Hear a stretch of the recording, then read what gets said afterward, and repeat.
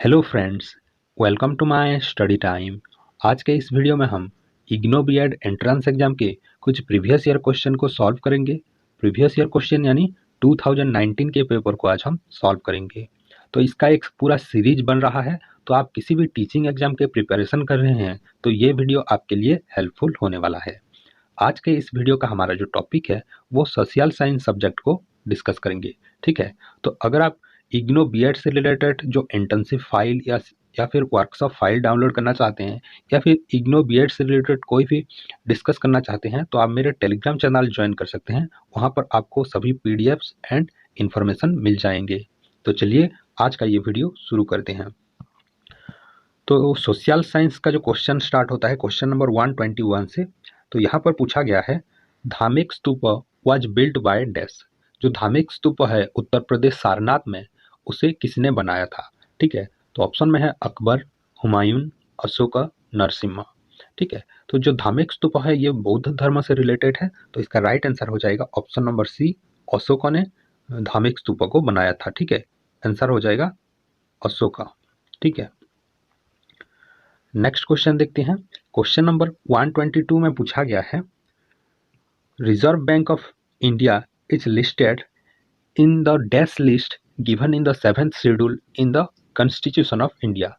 ठीक है, तो यहाँ पर पूछा गया है कि इंडियन कॉन्स्टिट्यूशन के कौन से लिस्ट में रिजर्व बैंक को शामिल किया गया है। तो ऑप्शन में है union, state, global and concurrent. तो इसका राइट आंसर हो जाएगा आपका ऑप्शन नंबर ए, यूनियन। ठीक है, यूनियन के लिस्ट में आपको रिजर्व बैंक को इंडियन कॉन्स्टिट्यूशन के यूनियन के लिस्ट में इसे शामिल किया गया है। नेक्स्ट क्वेश्चन देखते हैं। क्वेश्चन नंबर 123 में पूछा गया है dash makes law on the matters included in the list and concurrent list. ठीक है, तो कौन लॉ बनाता है जो union list and concurrent list के मैटर होते हैं उसके बारे में। ठीक है, तो ऑप्शन में दिया गया है Lok Sabha, minister of defence, prime minister office, securities and exchange board of India. तो इसका राइट आंसर हो जाएगा ऑप्शन नंबर ए, लोकसभा। ठीक है, ऑप्शन नंबर ए हो जाएगा आपका राइट आंसर, लोकसभा। ठीक है, नेक्स्ट क्वेश्चन देखते हैं। क्वेश्चन नंबर 124 में पूछा गया है which of the following is the highest statue in the world. तो वर्ल्ड का जो हाईएस्ट स्टैच्यू है वो कौन सा है? ठीक है, तो ये सबको पता होना चाहिए। तो ऑप्शन में दिया गया है statue of unity, statue of liberty, spring temple of Buddha, great Buddha of Thailand. ठीक है, तो इसका राइट आंसर हो जाएगा option number A, statue of unity, जो कि भारत के गुजरात में है और जिसे सरदार वल्लभ भाई पटेल जी का स्टैच्यू है। ठीक है, तो ये हो जाता है highest statue in the world. Next question देखते हैं। क्वेश्चन नंबर 125 में पूछा गया है group of monuments at Hampi is located in dash. तो हम्पी का जो ग्रुप्स ऑफ मॉन्यूमेंट है वो कहाँ पर स्थित है? वेस्ट बंगाल, गुजरात, कर्नाटका, तमिलनाडु। तो इस क्वेश्चन का राइट आंसर हो जाएगा कर्नाटका। ऑप्शन नंबर सी हो जाएगा आपका राइट आंसर। हम्पी का जो मॉन्यूमेंट है वो कर्नाटका में स्थित है और हम्पी का जो ये मॉन्यूमेंट है ये यूनेस्को के वर्ल्ड हेरिटेज साइट में भी आता है। ठीक है, यूनेस्को के वर्ल्ड हेरिटेज साइट में भी इसे गिना जाता है। ठीक है, नेक्स्ट क्वेश्चन देखते हैं। क्वेश्चन नंबर 126 में पूछा गया है which fundamental right is the Indian constitution state that all person shall be equally protected by law of the country. तो इंडिया के कॉन्स्टिट्यूशन का कौन सा आर्टिकल हमें बताता है कि सभी नागरिक जो हैं वो इक्वली प्रोटेक्टेड हैं? ठीक है, तो ऑप्शन में है right to equality, right to freedom, right against exploitation, right to freedom of religion. ठीक है, तो इस क्वेश्चन का राइट आंसर हो जाएगा आपका ऑप्शन नंबर ए हो जाएगा right answer, right to equality, जो कि आर्टिकल, ठीक है, आर्टिकल 14 में कहा गया है कि इक्वलिटी बिफोर लॉ, ये कहता है। ठीक है, नेक्स्ट क्वेश्चन देखते हैं। क्वेश्चन नंबर 127 में पूछा गया है fire extinguisher emits which gas.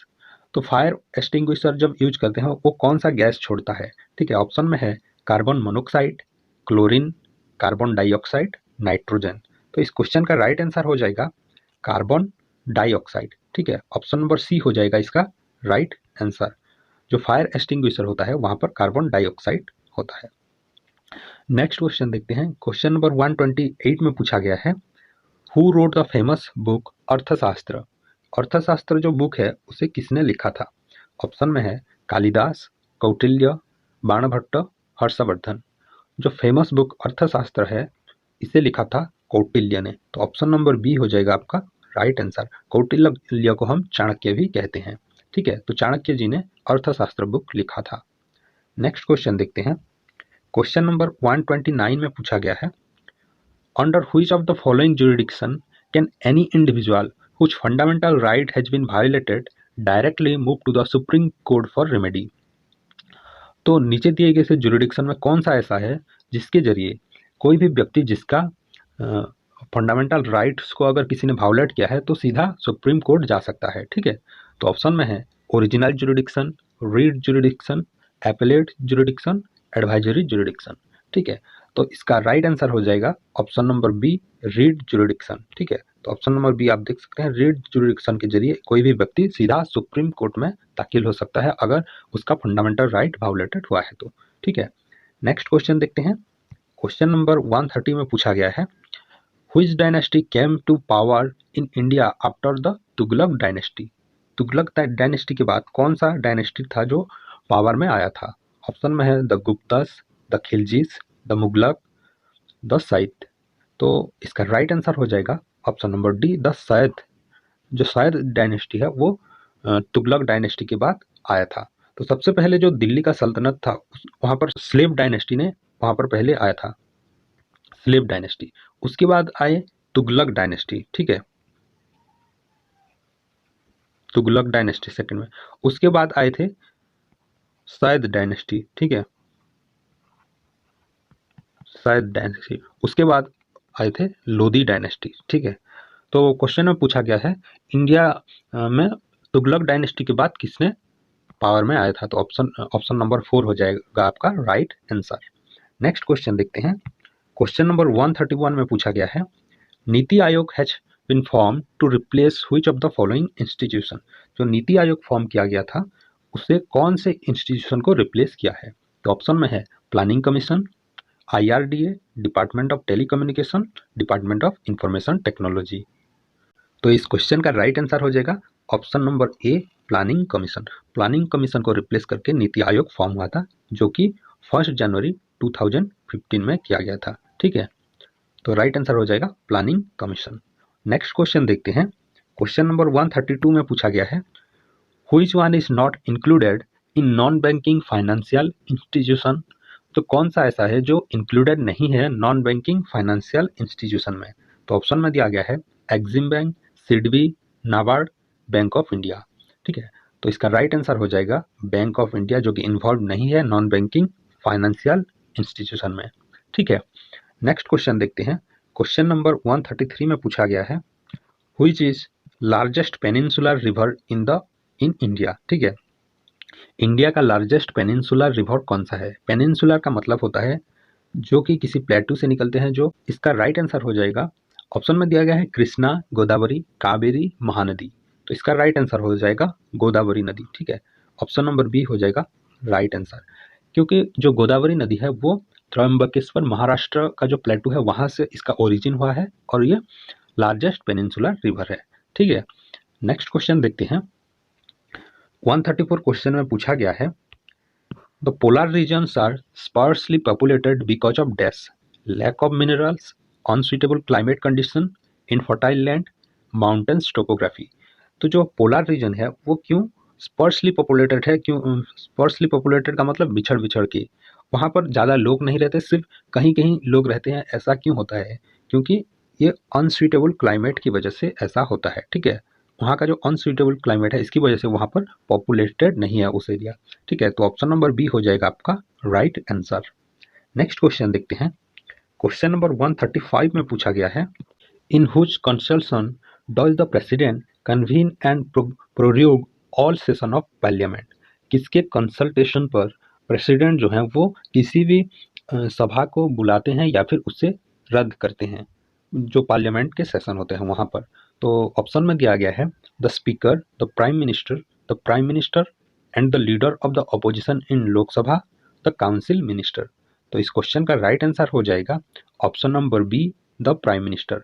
तो प्राइम मिनिस्टर के कंसल्टेशन में प्रेसिडेंट क्या करते हैं, किसी भी सभा को बुलाते हैं या फिर उसे रद्द करते हैं। ठीक है, तो ऑप्शन नंबर बी हो जाएगा आपका राइट आंसर। नेक्स्ट क्वेश्चन देखते हैं। क्वेश्चन नंबर 136 में पूछा गया है, the driest location of the earth is dash in which country. ठीक है, तो जो ड्राइएस्ट लोकेशन है वो कौन से कंट्री में है, तो ऑप्शन में दिया गया है केन्या, चिली, कॉन्गो, लीबिया। तो इस क्वेश्चन का राइट आंसर हो जाएगा option number B Chile. Chile में वर्ल्ड का ड्राइएस्ट लोकेशन है जो कि है आटाकामा डेजर्ट में। ठीक है, ये याद रखना होगा, आटाकामा डेजर्ट में। ठीक है, डेजर्ट में।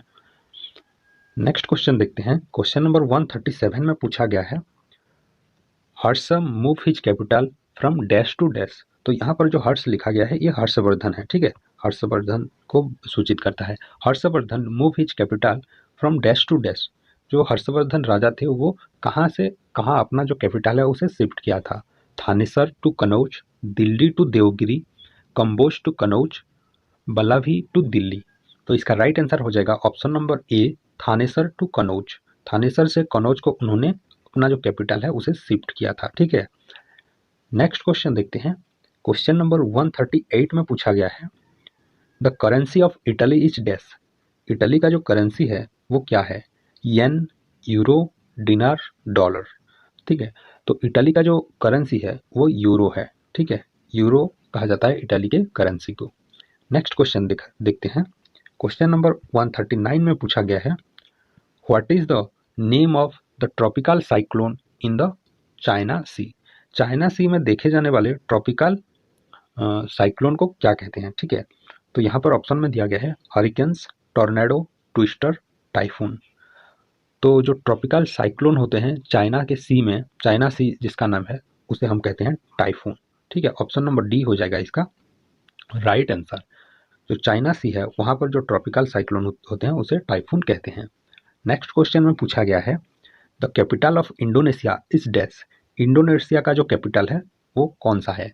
इंडोनेशिया का कैपिटल होता है जकार्ता। ठीक है, जकार्ता इंडोनेशिया का कैपिटल है। तो ऑप्शन नंबर ए हो जाएगा आपका राइट आंसर। ठीक है, तो ये थे सोशल साइंस के कुछ क्वेश्चन जो कि किसी भी टीचिंग एग्जाम के लिए बहुत ही हेल्पफुल थे। तो इसका एक पूरा सीरीज हो गया है इग्नो बीएड 2019 के पेपर का। तो अगर आप उसे देखना चाहते हैं तो नीचे प्लेलिस्ट का लिंक दिया गया है, वहां जाके आप उसे देख सकते हैं। आई होप ये वीडियो आपको इन्फॉर्मेटिव लगा होगा। तो वीडियो पसंद आए तो वीडियो को लाइक कर दीजिए, शेयर कर दीजिए and my study time YouTube channel को सब्सक्राइब कर लीजिए। Thank you.